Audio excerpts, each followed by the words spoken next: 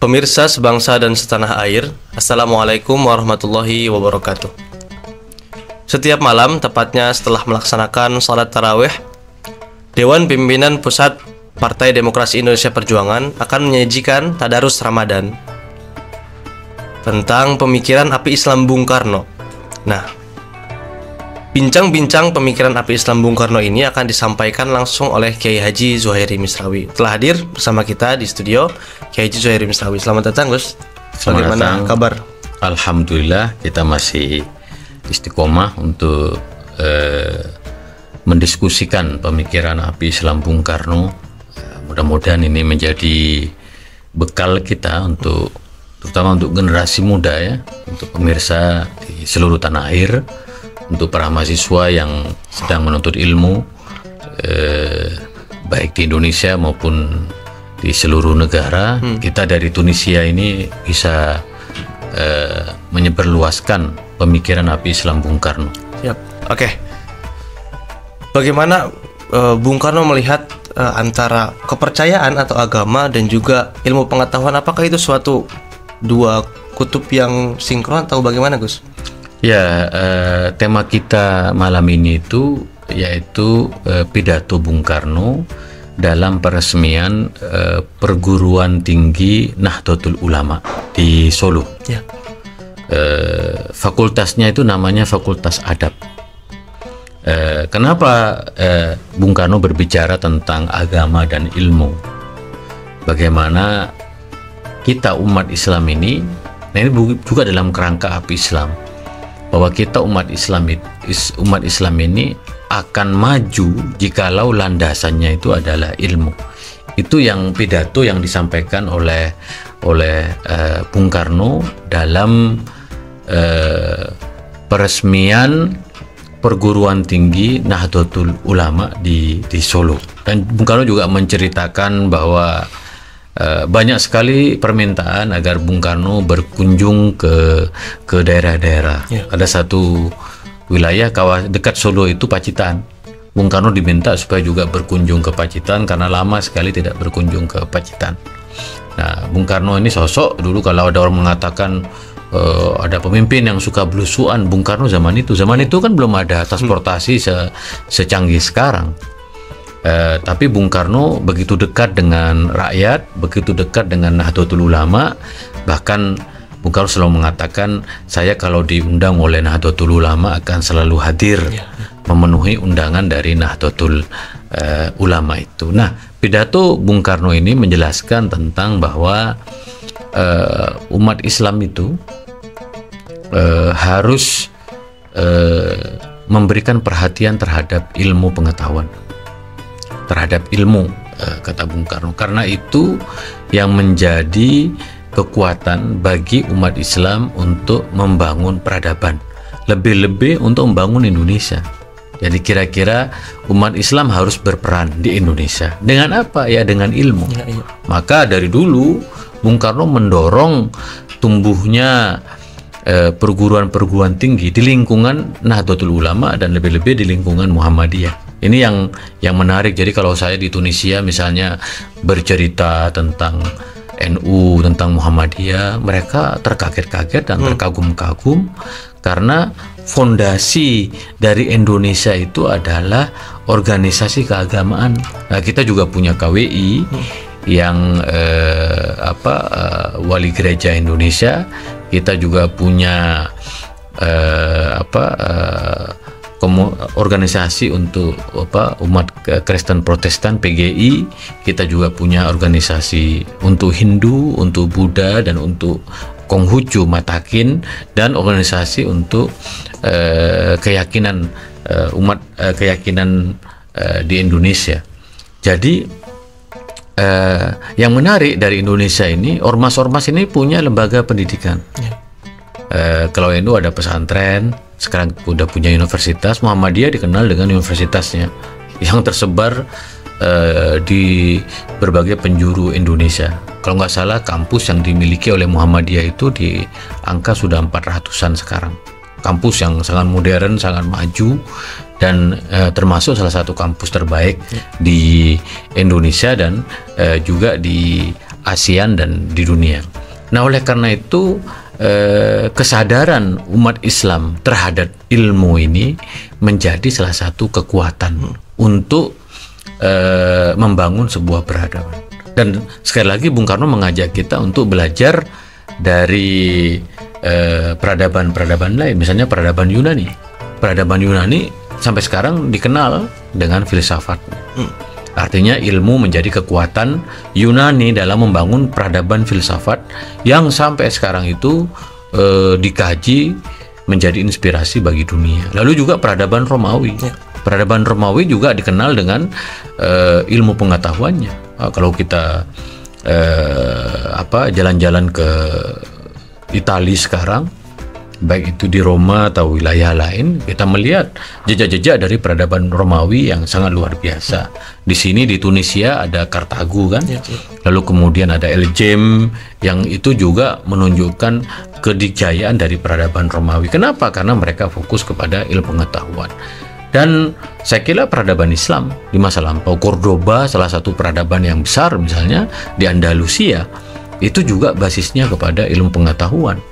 Peradaban di Kairawan misalnya itu juga basisnya ilmu pengetahuan. Alexandria di Mesir itu masih ada jejaknya, yaitu perpustakaan Alexandria, perpustakaan yang sangat besar itu juga lahir ilmu-ilmu filsafat, ilmu-ilmu kedokteran, ilmu-ilmu yang lain yang cukup besar. Misalnya Baghdad, Irak itu juga salah satu Baitul Hikmah, salah satu peradaban besar. Bung Karno banyak menceritakan tentang sejarah geopolitik, tentang bagaimana negara-negara itu berproses menjadi negara yang besar karena ilmu pengetahuan.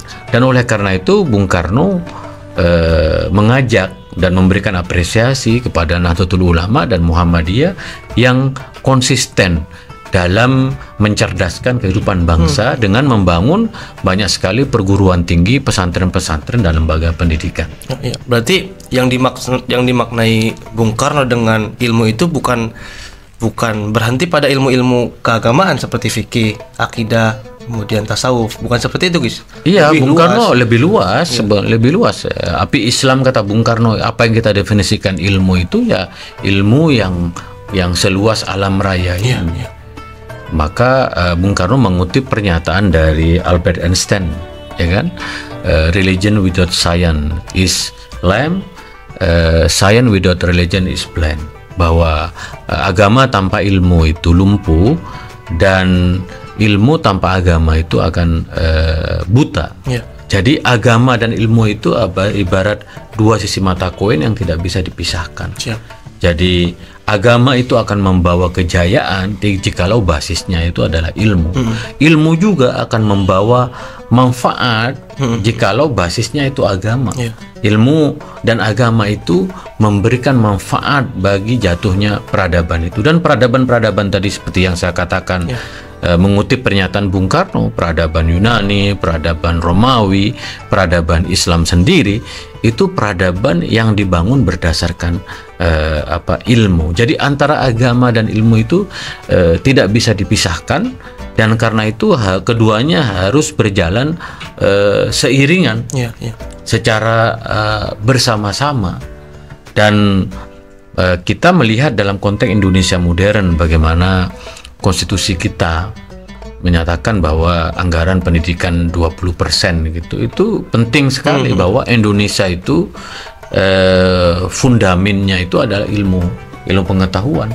Maka kita beruntung anak-anak muda kita ini sekarang mempunyai minat untuk belajar yang sangat luar biasa. Itu juga menjadi kekuatan.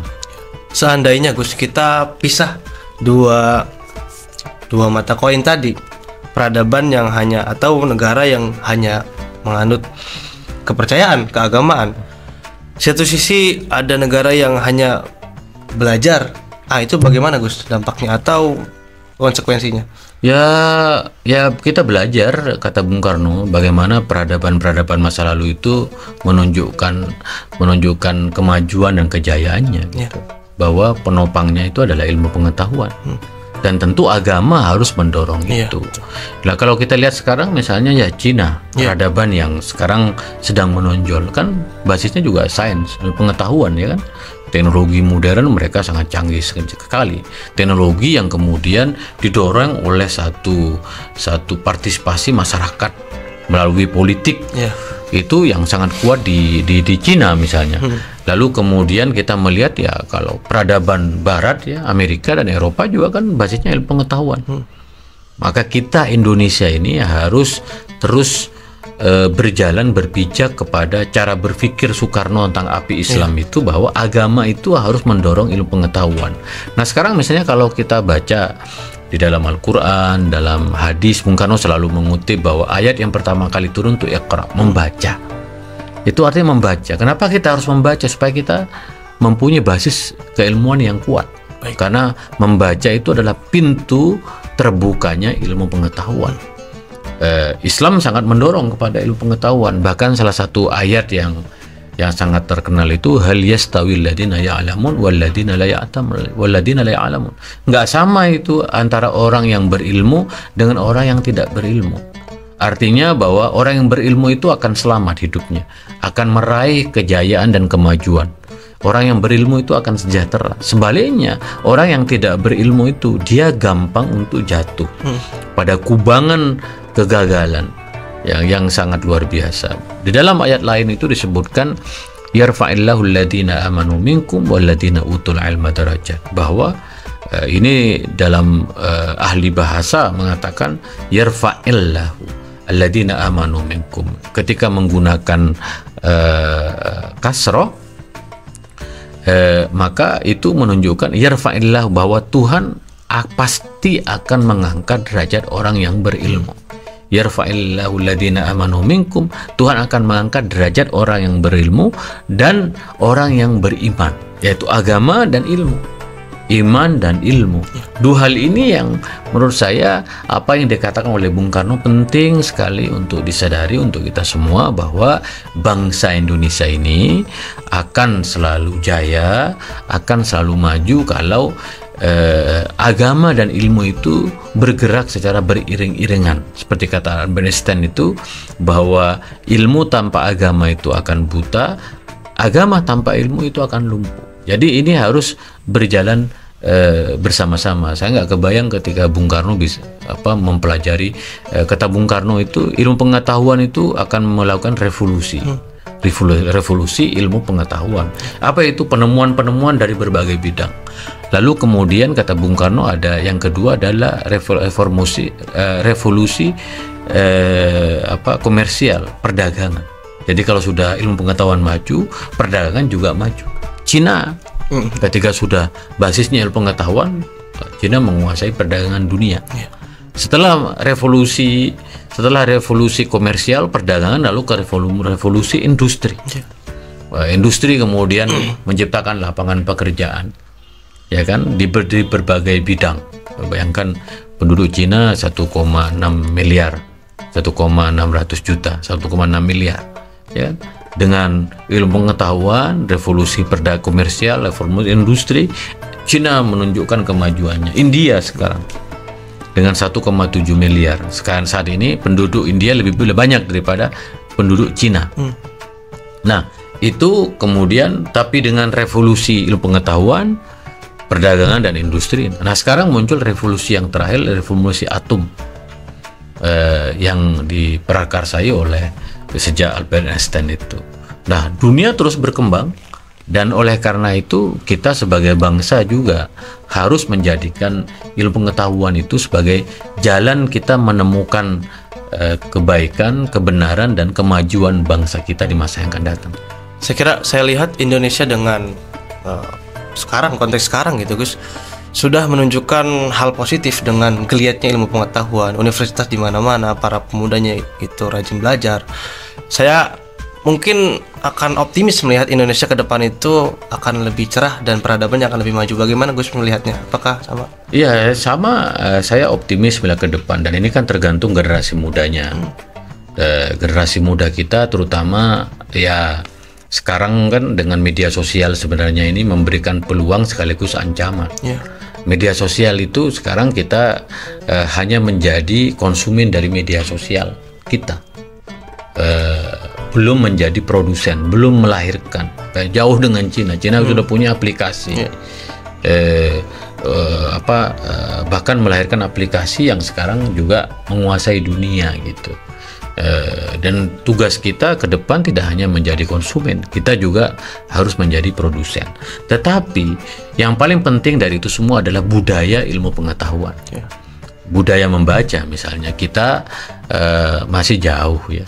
Walaupun sekarang ada seperti dalam konteks bermedia sosial, kita lebih banyak menjadi konsumen dari media sosial yang ada.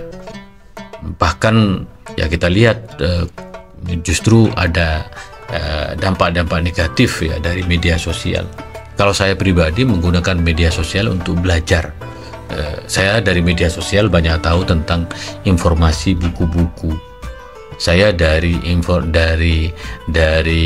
media sosial banyak tahu bagaimana tokoh-tokoh dunia saya menonton dialog-dialog dari para pemikir-pemikir. Misalnya di Timur Tengah ini, bagi mahasiswa Timur Tengah sekarang ada namanya takwin.com.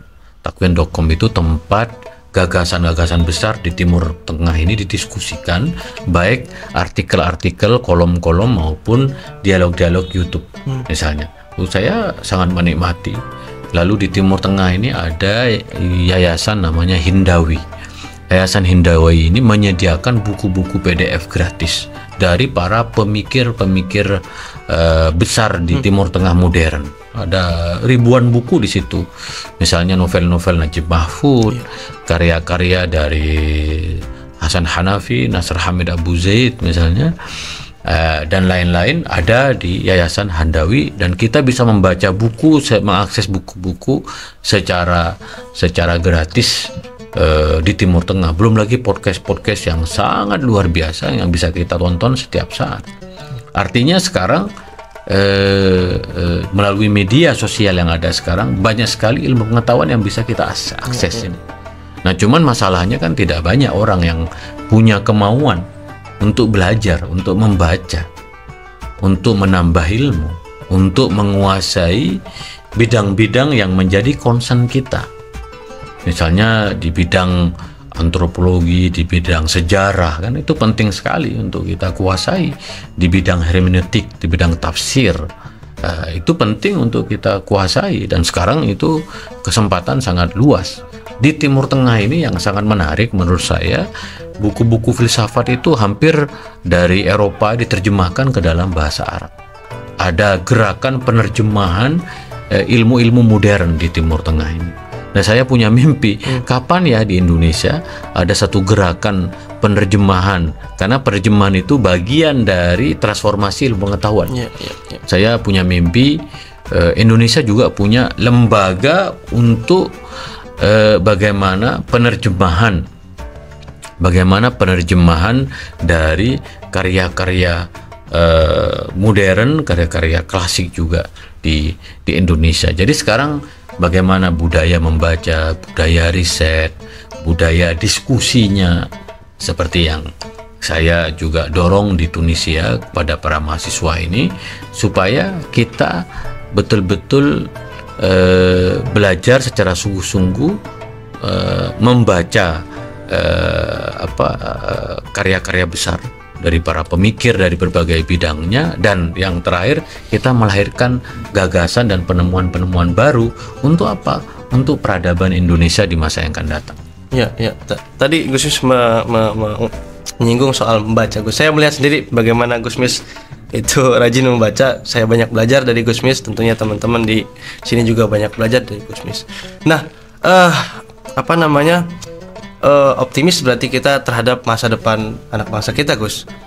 Selanjutnya kita kembali kepada Bung Karno. Bung Karno juga mencontohkan hal serupa untuk senantiasa belajar, Gus, ya kan. Nah, terakhir Gus, barangkali pesan-pesan Gusmis bagi teman-teman kita untuk mengkontekstualisasikan Bung Karno dalam kehidupan. Ya, bahwa ilmu itu menjadi fundamen peradaban, dan generasi muda menurut saya harus fokus untuk belajar, membaca, dan menimba ilmu seluas-luasnya. Belajar dari Bung Karno dulu kan, zaman Bung Karno, zaman para pendiri bangsa, Bung Hatta, Syahrir, Tan Malaka tidak semudah sekarang, di mana kita bisa mengakses buku-buku ilmu pengetahuan secara lebih leluasa. Mestinya generasi sekarang itu generasi jauh lebih maju daripada generasi para pendiri bangsa. Maka kita perlu belajar spirit, semangat ya. Bung Karno seorang bapak bangsa, bapak proklamator yang selalu punya semangat untuk membaca, menimba ilmu, untuk melakukan penelitian, dan itu akan memberikan manfaat. Bahwa para politisi kita di masa lampau adalah politisi yang punya wawasan yang sangat luas sekali, dan kita ke depan harus mendorong supaya politik itu juga mendorong ilmu pengetahuan. Agama kita, ormas agama-agama di Indonesia harus didorong untuk agar bagaimana porsi untuk menempuh pendidikan yang setinggi-tingginya itu terus didorong, karena itu salah satu cara. Sambil lalu kita meningkatkan kualitas perguruan tinggi kita. Bagaimana perhatian Bung Karno terhadap perguruan tinggi Nahdlatul Ulama ketika Bung Karno berbicara tentang agama dan ilmu itu. Negara mestinya juga kita semua memberikan perhatian terhadap ilmu pengetahuan. Dan sekarang kita beruntung, saya misalnya pengalaman saya pribadi, saya lahir di sebuah kampung di Sumeneb, Madura, di KPD.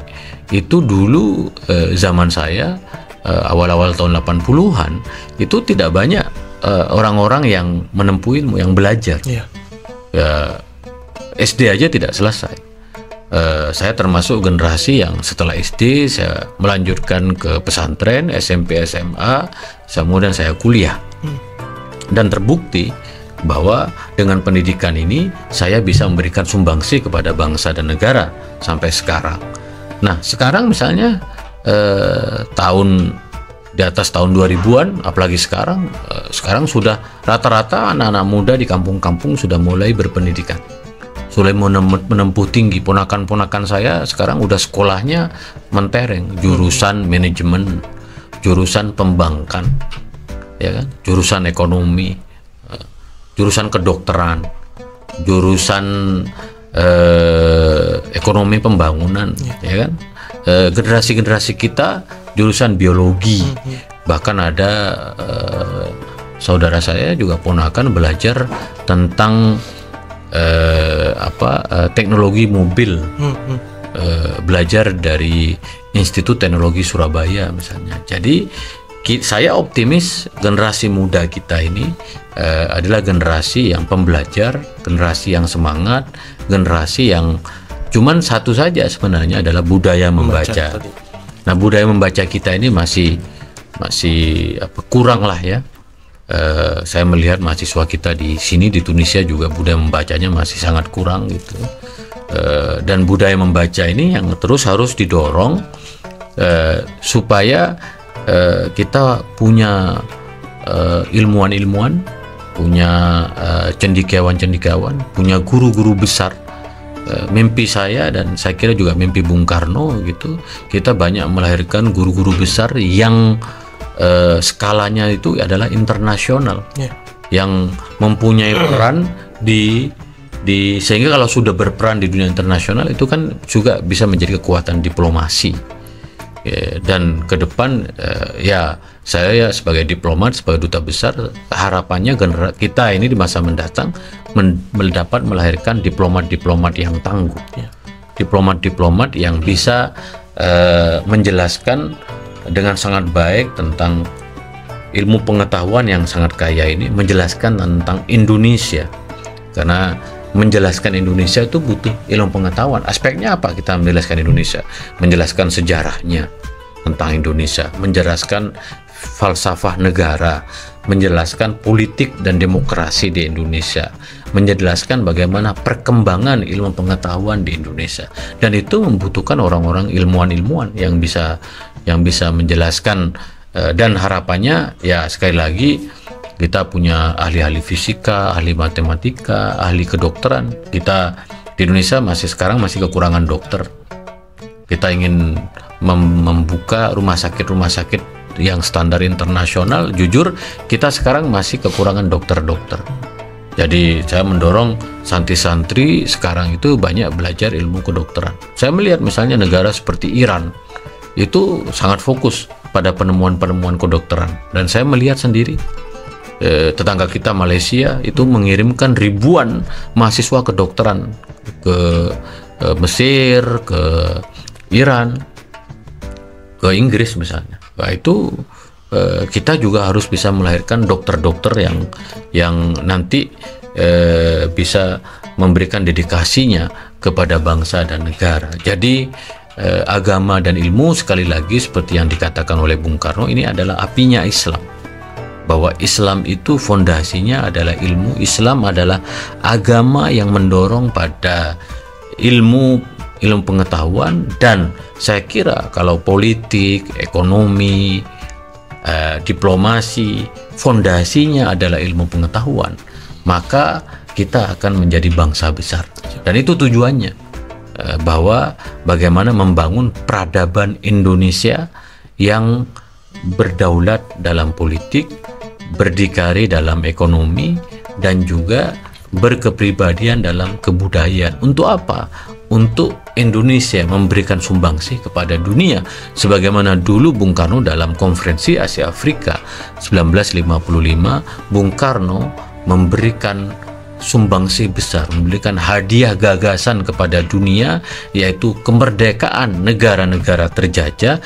Yang kedua adalah kekuatan besar untuk melawan imperialisme, untuk melawan kolonialisme, dan pada akhirnya menjadikan dunia di mana kita hidup sekarang sebagai surga. Bagaimana Indonesia kita jadikan surga dunia. Bagaimana dunia ini kita jadikan surga di mana semua orang bisa bergandengan tangan, bisa saling membantu, saling tolong-menolong, dan selebihnya kita kemudian hidup dalam keadaan yang relatif nyaman, dalam keadaan yang makmur, adil, dan berkeadaban. Siap, baik. Terima kasih banyak, Gus. Sama-sama. Teman-teman sekalian, pemirsa sebangsa dan setanah air, dari Bung Karno kita belajar bahwa ilmu dan juga agama adalah dua mata koin yang tidak bisa dipisahkan. Pada momentum kali ini, Ramadan kali ini, semoga kita tetap memperteguh keimanan kita dan juga mengasah keilmuan yang kita punya. Terima kasih pemirsa yang telah menyaksikan episode kali ini. Semoga kita masih bisa bertemu pada episode selanjutnya. Wassalamualaikum warahmatullahi wabarakatuh. Salam Pancasila. Salam Pancasila. Merdeka. Merdeka.